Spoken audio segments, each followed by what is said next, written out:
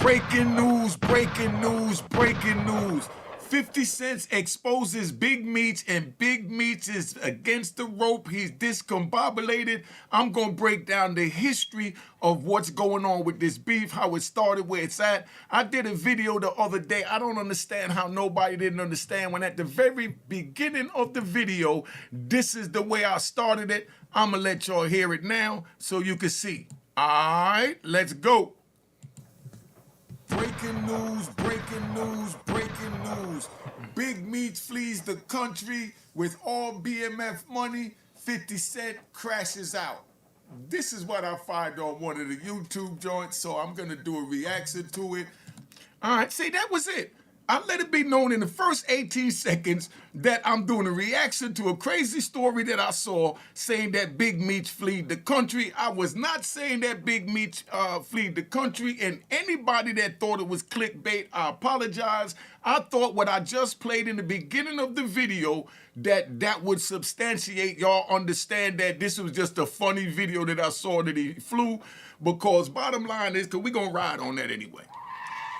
We're going to ride on that, right? On Big Meech fleeing. Right now, this is the part where Meech is coming out of jail. He discombobulated. He thinks he's coming out to be this big king of the world, you know, because he's the greatest that ever done it during that time period. So now he's home and he thinks he's coming home to a hero's welcome. His son made it. His son's a big star. His son done made millions. He's good. He's hearing all the stories. He's seeing the pictures. He's coming home. He going right to 50 Cent. 50 Cent is the plug. That's the connect. So now he's with 50 and he's sitting there and he's wondering like, yo, you know, what's going on? What's good? 50 don't give him a dime. 50 don't give him a pot to piss in, because 50 look at it like, I done looked out for your son, put him in acting school, did everything for him, kept your brand alive. Now you out here, fall back and let me see how we gonna squeeze you in this program. Maybe we'll have you narrating, you know, the final season or something. Just let me put my brains to this, is what 50 Cent was basically saying to Meech. But Meech wanted to answer right then.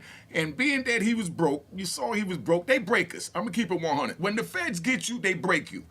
They take everything you got. All those 300-something million, yeah, Meech got money, yeah, all that. The feds take everything. I can show you my forfeiture papers. I can show you that I had the money. Meech can show he had the money. They got something called forfeiture. That's what it is. You heard even Lil Meech tell 50, yo, can't really do nothing right now, homie. You know what I mean? He just hollering at Rick because, you know, he dead broke. You know, we trying to get a couple of dollars to hold us until we could get the next season going, because Little Meech thinking that him and 50 hustling together. But 50's like, nah, this ain't hustling when your pops go deal with the ops. Come on, dog. See, this is what you come to Unique Mecca Audio for, where I break it down. Like I said, I told y'all in the beginning of this video that this was something that I found that I thought was funny. You know what I mean? And I was doing a reaction to it. I was not saying that Big Meech and anybody again that felt like it was clickbait, man, my bag, bear with me. I'm learning too, like Meech learning, because we just coming home from 3 decades, 2 decades in the can. Money, 50 Cent crashes out. This is what I find on one of the YouTube joints, so I'm going to do a reaction to it. Whack 100, he gets in the speed. You see what I'm saying? I let it be known I'm doing a reaction video to some crazy stuff that I found. I'm laughing, I'm thinking I'm having fun, because I know my people come to the channel to have fun with me and see what's going on. But enough of that. Let's start the intro, running a little late. Subscribe to my daughter's YouTube channel at Juanita Mecca Audio, Juanita. Remember that. Let's keep it moving.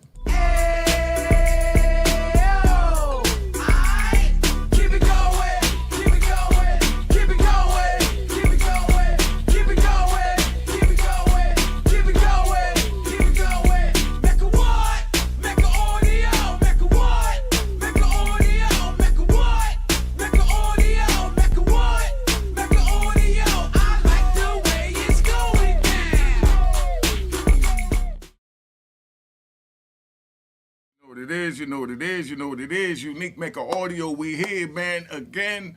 I apologize for whatever y'all thought was clickbait. I was just having fun with a video that I thought was hilarious, and I wanted to share it with my peoples.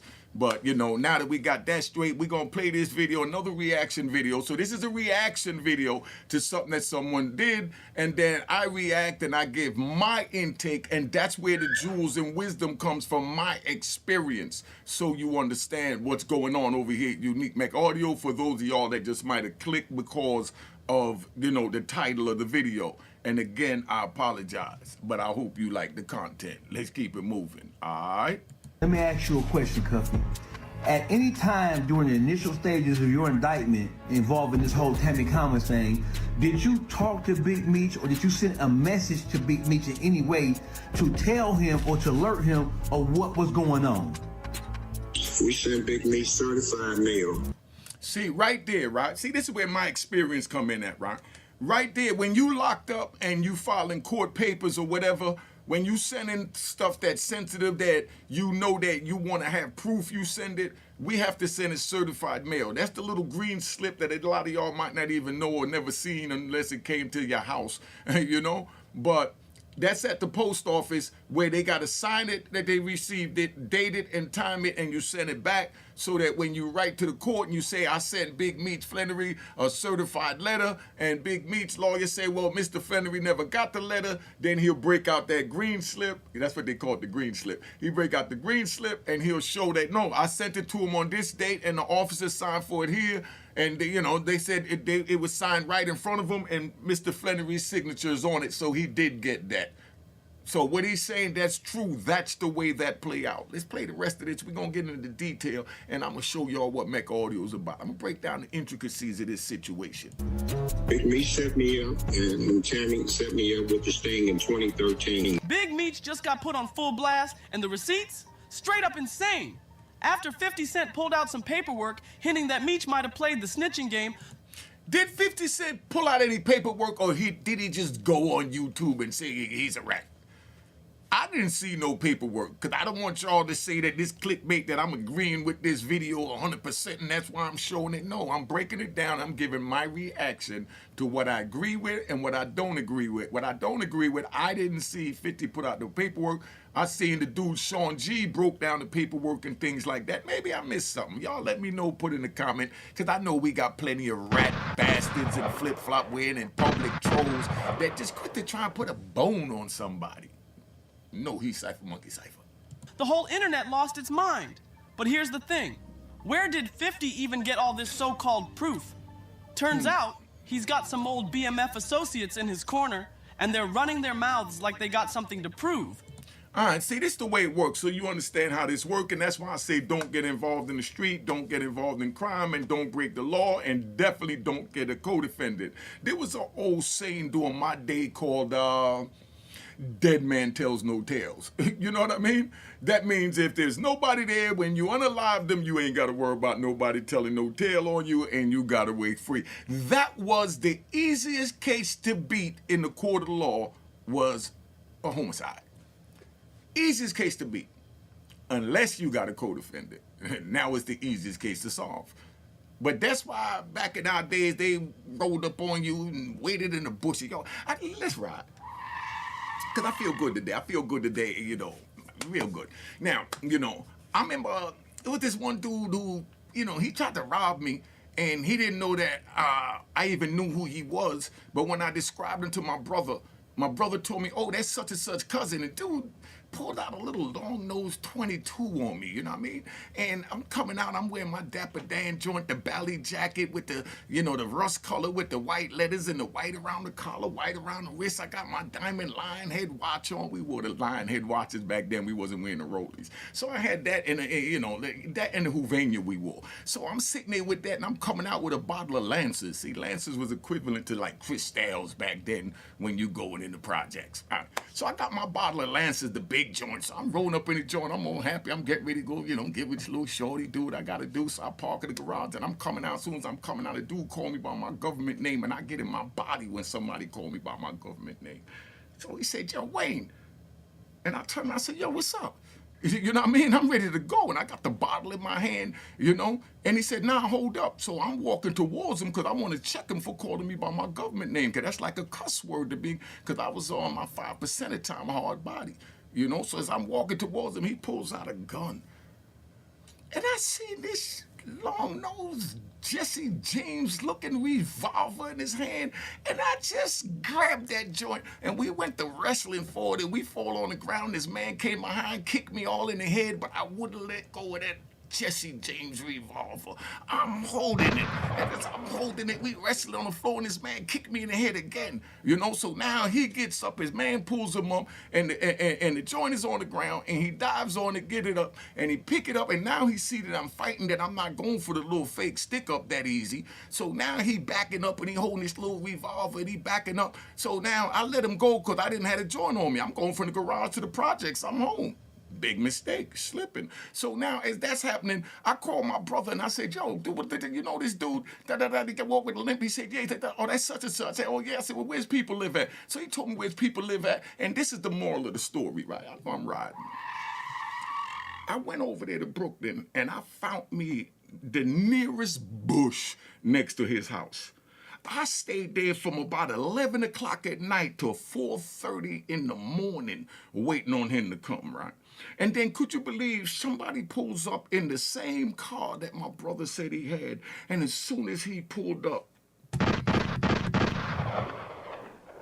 I went up the car and I broke out. A couple of hours later, my brother called me. He said, oh, that was his neighbor. I'm like, whoa, well, I'll get him tonight. You know what I mean? But the moral is I stayed in the bushes about 7 hours to get my man. You know what I mean? I mean, you lay like alley carpet. That's what they call that, you know. That's how it was back then. And I don't want y'all to have to live through that, because I gave up 26 years of my life for this. So none of this is to brag. This is just to let you know how this, you know, how this world play out when you on the street, right? So let me get back to this video, man. Now check this. People out here whispering, talking, you ain't heard what's up with her. But the real story, Big Meech ain't having none of it. Well, did Blue Da Vinci cooperate or no? Yeah, he cooperated. I mean, I didn't see it. It was in Miss Mara Salute's book, where his own lawyer said, yeah, there was anything else that we could do, Your Honor, to help you along with this case. Word is flying through the streets that Meech is about to give 50 a front row lesson on how a real kingpin handles disrespect. And trust, this ain't just some petty back and forth. This is street legend status on the line. Here's what makes it extra messy. 50 Cent got a rep for spending top dollar to expose people. And when he gets his teeth into someone, he don't let go. But this time, he might want to fall back just a bit, because Big Meech is not some regular dude from the block. This is Demetrius Big Meech Flannery, the mastermind behind the Black Mafia family, and his name rings bells coast to coast. Let me break it down real quick. Back in the 1980s. One night, and then my homeboy that was with me, he was like, Tone Bird, he from BMF too.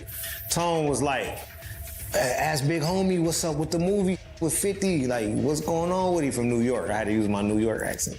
Yo, what's going on with the 50 Cent movie? So I'm like, oh, yo, Meech, what's up with the movie, with the TV show?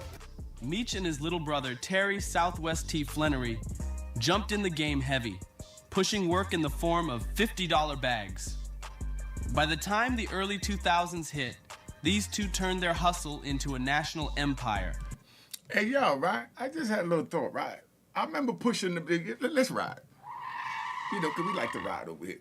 I remember when I went down to Georgia, right? I'm in a little spot in Georgia, a little backwoods joint, you know what I mean? No disrespect, you know what I mean? Columbus, I was in Columbus, Georgia, right? So I go down there, you know, not far from where the Greyhound at, that little projects up there. I'm doing my thing up there, and, you know, the price out there was, they were doing what they call cookies then. Right? I'm talking about that look like a pancake. They want you to cook it, whip it, and make it look like a pancake to keep it thin and even, and then you're supposed to evenly slice these blocks, is how they want it in Columbus, Georgia. Y'all from Columbus, Georgia know what I'm talking about, right? But I went down there, and I'm bringing pure base cocaine down there, not crack cocaine. So I take some powder down there. I'm whipping it up, and as I'm whipping it up in a baby food bowl. You know those little baby food jars that like the plum come in, and you know the carrots. I put it in there. I dropped a little ounce up in that joint. I whipped it up, but being it's in a little round bottle, as I'm spinning it, it came back round like a rock, but it was pure, no cut, no nothing, no crack. You know what I mean? Straight base.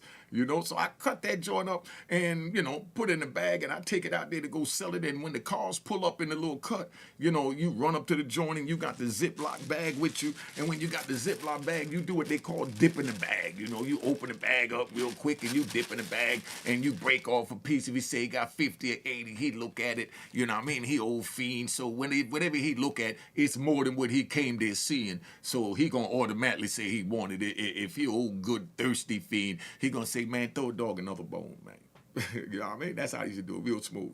Throw a dog another bone, you know, and you break off another little rock and you give it to them. But down there, they like it where it was already packaged up, and you give them like a glassine bag.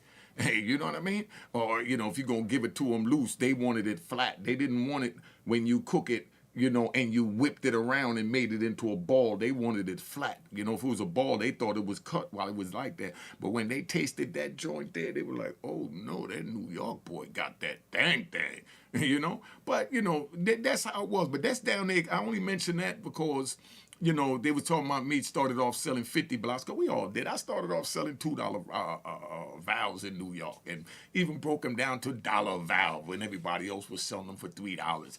But, you know, we all started at the small end, and then we got up to where we at, and then the feds come in and they bring you down. That's why I say it's not worth it. Everything we work for, they came and just took it from us. So we just work for them. So if you want to work for them, keep doing what you're doing. Let's get back to this video. Moving weight through Michigan, Georgia, Florida, Cali, Louisiana, and way beyond. That kind of money flow made the feds sit up and pay attention. You know, just like I was moving coke down there in Philly, in D.C., in Maryland, Virginia, North Carolina, you know what I mean, Atlanta, of course the feds sat up. And then I pull up and I got a house down in Miami, Florida with a swimming pool and a jacuzzi, and I'm from New York and I can't read and I'm black. They said, oh, man, of course I was on the feds' radar. But did I care? I came from the generation where you show what you got. You know what I mean? But then they had the generation before the show what you got era, and they were the laid-back joints. See, like, look how we ride. That's like because we was, let's take Bat Ross. Bat Ross was the first person that I've seen during my time that was flossing. He had all black cars, everything black. The 633 black, the Eldorado black, the Seville black, the Lincoln Continental black. Everything was triple black, so we called him Bat Ross. And, you know, that's what we grew up seeing, Bat Ross changing cars like they was socks.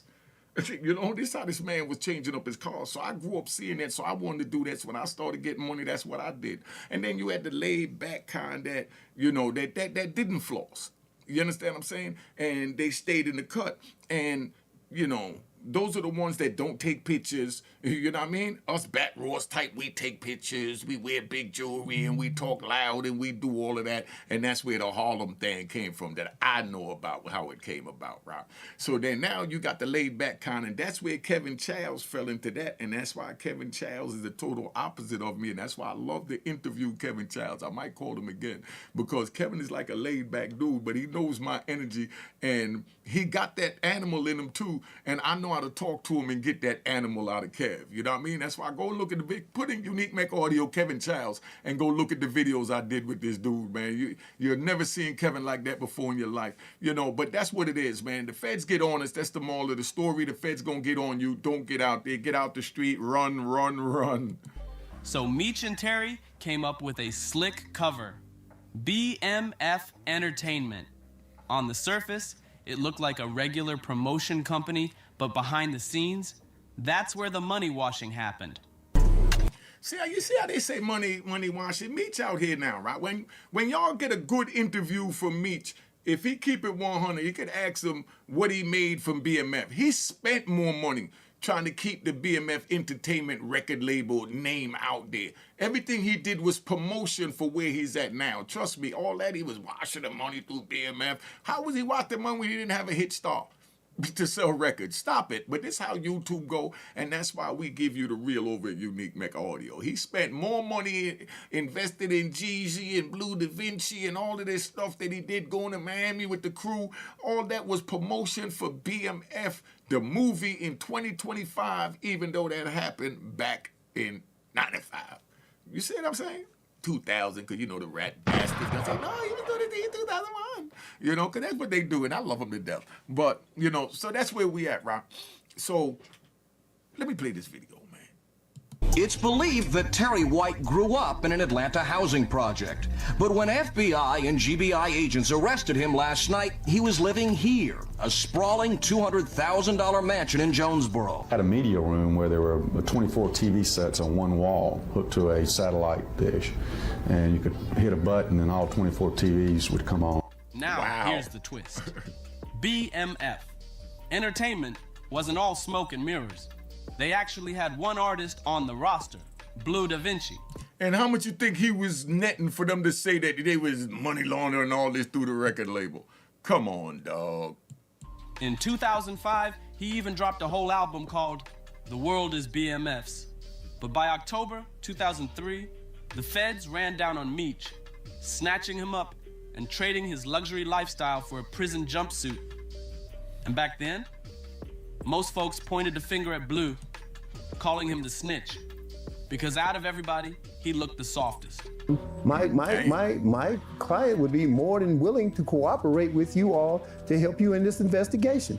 But now the thing of it is by you admitting what was done, you know what I'm saying, what you done or whatever, but bottom line is, you know, you didn't take the single plea. You went in and... Plus, let's not forget, Blue Da Vinci didn't even get snatched up with the rest of the BMF crew when the feds came crashing down in 2003. When they grabbed Meech, they slapped cuffs on him and took him straight in. Yeah, to Blue Da Vinci's defense, because like I said, I don't pick sides, right? To Blue Da Vinci's defense, let me say it like this, right? The feds might have been fooled by Blue Da Vinci to believe that he was really a rapper and he wasn't a drug dealer. So that don't mean that he snitched because he didn't go down when Meech went down. If Meech promoted him as his artist, the feds is watching him, the feds is seeing this, so that means the feds is thinking that he's an artist so he don't go down. But after Meech get locked up, now they look into him, and by then he tried to live up to the name, maybe, just maybe, you know, because I don't want Blue think that I'm putting no bone on him, because I don't do the bone thing over here. And somebody said, right, I'm gonna get back, please remind me to get back to Blue Da Vinci, but somebody said that I said Meech was a rat. What effing shows you watching? I've never said that Meech was a rat. Stop that. What I did say is, it don't look good, but there's that little lever that we depending on a female who's scorned because he went and got with his baby mother instead of her when she's the one who took the brand up here, not the baby mother. So Tammy got a right to be mad regardless what color she from or what side of the street she from. This man promised her something. She carried it out. She did what Meech didn't trust his own baby mama to do. This girl, Tammy, stepped in and did it. And Meech gave her a promise that they're going to do this together and put in a name and this and that. And then now he come home and he goes right to his baby mother. How do you think she feels as a woman, as a human? Just like all this we say, could we ride? Just like all this we see playing out with Papoose and Remy Ma. How you think Papoose really feel that he done put his life on hold for, you know, and did the bid with it, went to see it every day, and then for Remy to come out here and just kick that all away and disrespect him in front of the world? That's how Tammy feel. Tammy and Remy need to talk, but Remy don't deal with informants, so that's not gonna happen. But they both been hurt. So you got one that's a rat that been hurt and one that's stand up Remy Ma, round of applause, that never ran and never told. You know what I mean? Hold on, relax. You see how we ride over here to Mecca? But that's where I'm at. Somebody put in the comments that I'm putting fake narrative because I said Meech was a rat. I never said Meech was a rat. I said that I see the loopholes in it, and just like in a court of law, how they say that innocent until proven guilty beyond a reasonable doubt. I see reasonable doubt in the paperwork because I don't know if I could go on the words that a woman scorned is saying because a man came home after selling her dreams and she done took his brand and his son to another level by bringing him to 50 Cent. And then now she's accused of sleeping with, with the ops, her handler, in order to get this man home. And right there, I'm gonna keep it 100.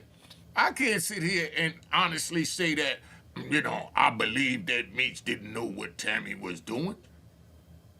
But there's that doubt that he may not have. But damn sure she didn't decide to just say, I'm gonna do this, didn't tell him nothing about it, and then they just dropped it on him. And say, hey, you going home? And then she said, yeah, I did that. I told on such and such and such and such to get you out. No, if that went down, that means that he was down every step of the god doggone way is the way it looked. But right now, at the same time, then you got to ask yourself, you know what I mean? Could she have just done that because she had the rights to him and knew that she was going to get more money if she got him out and knew that Meech wouldn't go for that? But she went and did that on her own anyway to go get Meech out because she's thinking of the bag and she love him. And say, I know Meech don't stand for this, so I can't tell him that I'm doing this. But I'm gonna get my man out. And she an informant, so she got him out how she knew how, by telling. They said that she didn't know nothing, cause we ride. Remember, I gotta get back to Blue Da Vinci. Please remind me to get back to Blue Da Vinci. Now, we sitting here, and we got Tammy heated. Meech with baby mama. Meech gave her rights to the story. She knew it was more money to get him out than to keep him in, and she may have did what she did without him even knowing it.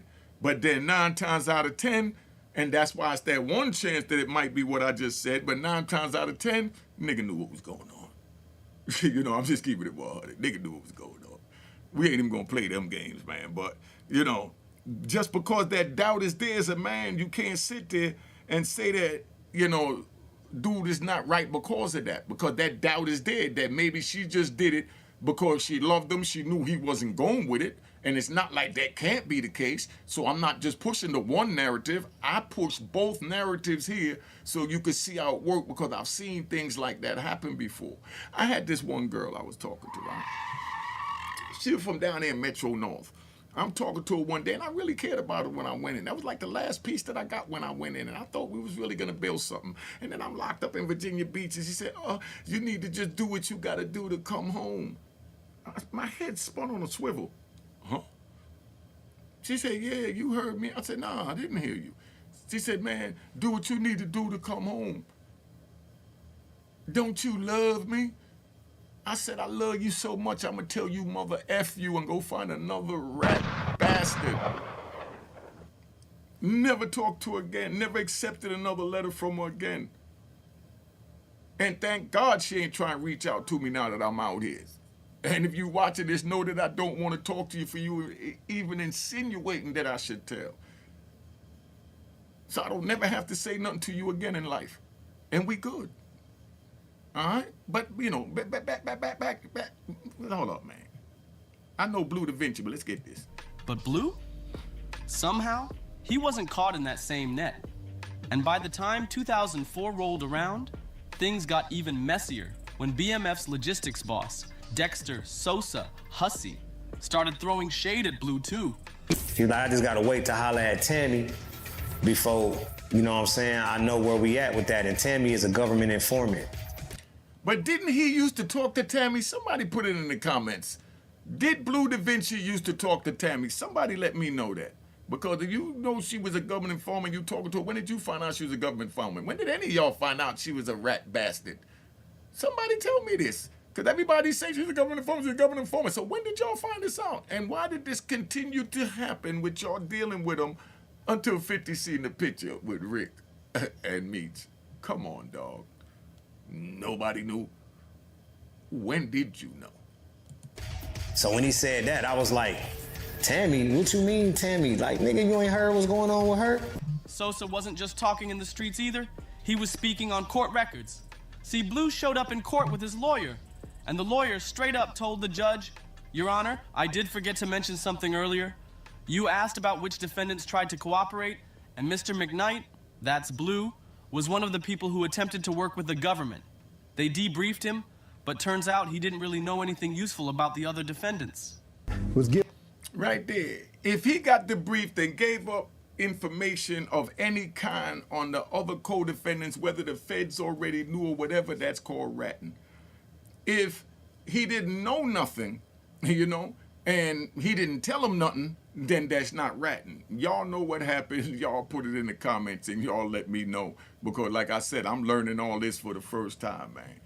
Giving them information on that they already had and thought it was cool, but you know.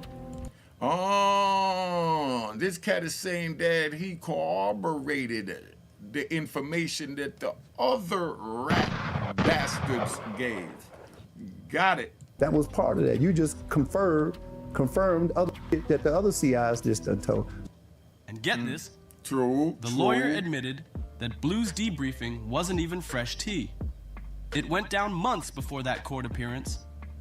So in other words, he been talking to them, he been debriefing before the court appearance, and you trying to tell me that nothing he said was used in these future cases?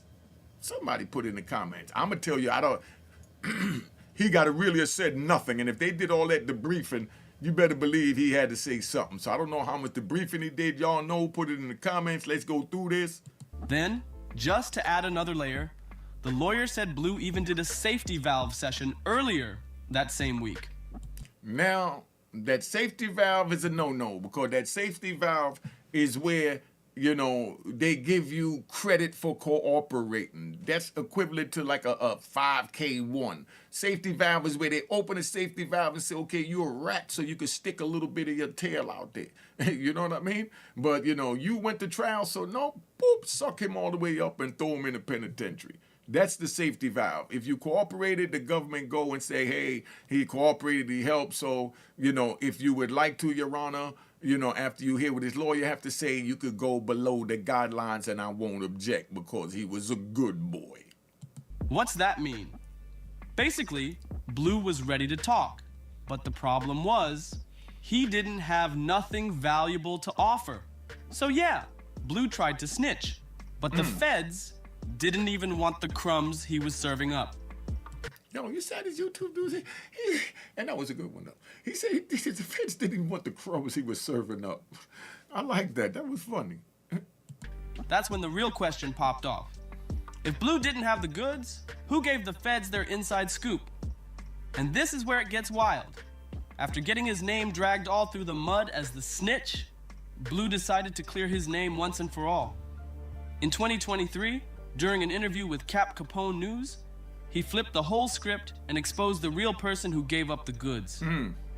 And that's when Tammy Cowan's name hit the spotlight. So, who's Tammy Cowans? She's been Meech's business partner since way back in 2008. And after Meech got locked up, Tammy stayed solid, keeping in touch with him and running errands on his behalf while he was behind bars. And for some reason, Meech thought she was so loyal, he actually gave her control over his life rights. That's right, he signed the paperwork. And usually when you do that, right, when you're in prison and you do something like that, that means that 9 times out of 10, it's always that one chance, but 9 times out of 10, you're playing the romance game. You're telling her you love her. When I come home, I'm going to be with you. That way she do all the right thing with the paperwork. But then now you get ready to come home. Now all types of hell break loose.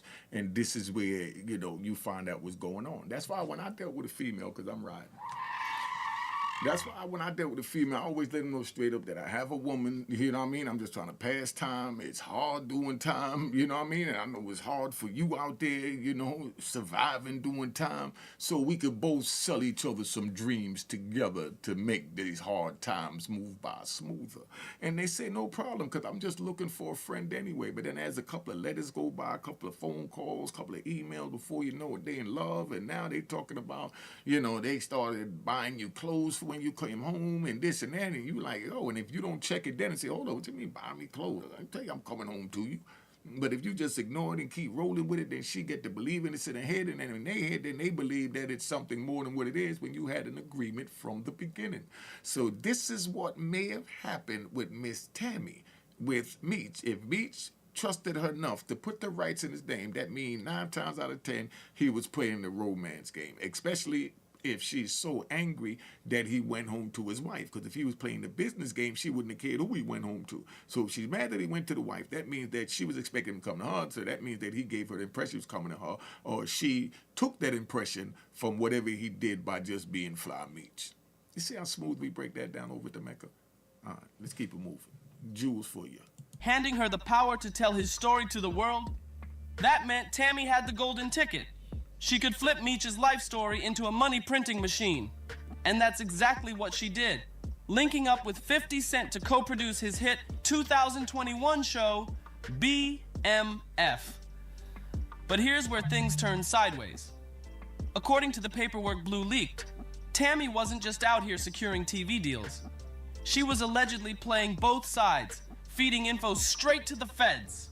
In those same leaked documents, Tammy is listed as CS1, a confidential source who teamed up with the DEA's Atlanta division back in 2009. And guess what she gave up? Info that helped crack open a money laundering case, which led to the conviction of a dude named Terry White. This wasn't some small-time hustle either. Terry White was heavy in the game, and thanks to Tammy running her mouth, they got him locked up. Now check this. When Tammy started talking, she wasn't even getting paid. But after her tip helped the DEA bag Terry White, they realized she might actually be useful down the line. So her handler, a DEA agent named Harsh. See, so in other words, Harsh said she might be a good rat bastard. Let's bring her on the team. Because what they do is they chew them out and they spit them back out. Decided to put Tammy in for a reward, a cut of the value from the assets they snatched from White's operation. And if you know anything about these kingpins, that property haul wasn't chump change. We're talking cars, cash, cribs, and more. I heard she got $250,000 for her cut for bringing down that dude, the first dude she brought down. So right there, she said to herself, man, I could be a professional paid rat bastard. And that's where her life of ratting began. But you can't tell me that all of y'all that been dealing with it didn't know none of this. Or did you? Or did you not? Somebody put it in the comments. My phone number is on the screen, so y'all let me know. All right? But here's the crazy part. Tammy didn't even step into the informant life because she was broke or scared. The paperwork makes it clear she had no criminal record, wasn't caught up in the substance game, wasn't begging for a lighter sentence, and wasn't trying to dodge any charges.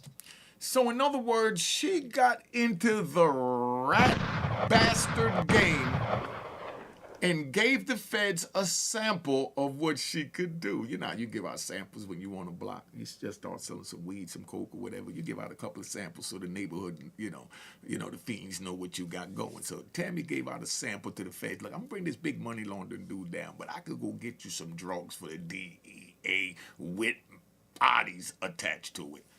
Said, huh? And that's where she either had the idea that she could use it. So she asked him, look, if I do this, I got my man that's locked up. I ain't really trying to get nothing, but I take the little bag you're giving me, the percentage off of everybody that I bring in. But my man locked up. Could I turn the credit over to him even though I don't have a criminal case? And they said, shit, who could you get me?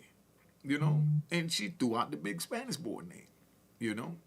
And then while they tracking him, then Cuffy's name came up.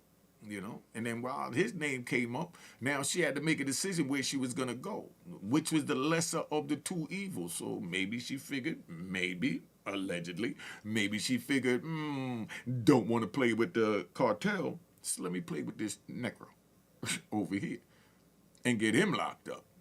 I don't know. Y'all put in the comments, let's keep it moving. Basically, the feds themselves admitted she was one of the weirdest informants they'd ever dealt with. So why'd she do it? Straight revenge. Word is Terry White used Tammy to clean his dirty money without her even knowing. Now, this is what they do, right? This is what they do. Every time You dealing with a rat bastard. They got a reason for ratting. Now, this is Tammy's reason for ratting. Dude cleaned the money, didn't tell her that he was putting it through the company, so she chose to rat. No, you could have just told them, if they come, I'm gonna rat. But instead, you went to them and told them what happened. They could have came, and then you could have said, you could have told him, look, if they come, I'm telling because you ain't telling me.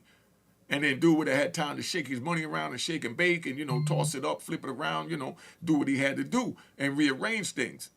But instead, you went and told them behind his back, even though he was wrong for doing it behind your back, but you could have still took a cut and told them, when they come talk to me, I'm telling you, but still give me 100,000. But I'm letting you know now, if you put any loopholes in this and they track this back to me, I'm telling you, I'm telling. That's all she had to do. Let's keep it moving. And once she found out, she flipped the whole script. She wasn't about to let anyone make her look like a pawn in their operation.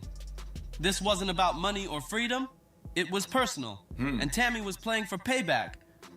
But here's the real head scratcher. Why did Tammy keep spilling secrets after the feds already locked up Terry White? That's where things start connecting. This is where Big Meech come in. But hold up. Allegedly. We'll get to that twist in a second. While all this was going down, Big Meech was cooking up his own play from behind bars, and trust, this one was bold. Inside the pen, Meech crossed paths with a cartel player named Fidel Suarez. This dude wasn't just some corner hustler. He ran a whole trucking company out in California and had already caught the feds' attention more than once.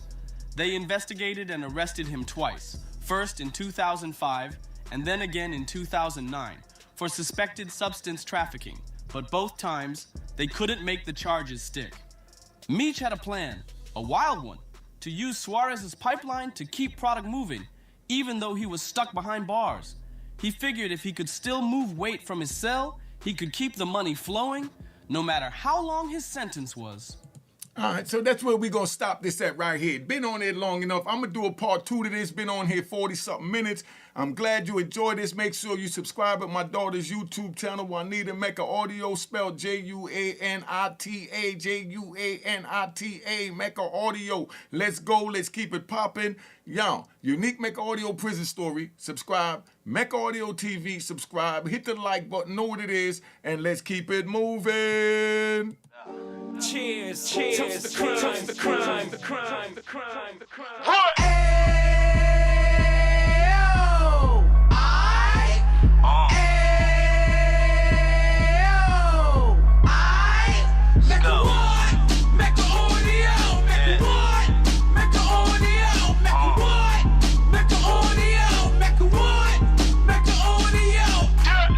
Fresh out the can of 26, yeah. Heat back on the strip, getting back in the mix. Yeah. What he mentions a gift. Right. You stand up 10 toes down, and I suggest you pay attention to this. Real. Take a little gully posse and put it in Harlem. He cut from the bottom, came up from the bottom. Drop the book, you should go and get it. The Instagram page and the YouTube, you could go and visit. Yeah. Then you could consider yourself LinkedIn. Real. Sit front row and get Jews from a kingpin. How he went through it, so you ain't gotta go do it. To not pay attention would be stupid. Talking about a man that probably put your grandfather on. Probably the reason that him and your grams got along. A man that generated millions on the block, did his time, never squilling to the cops, Mecca Audio.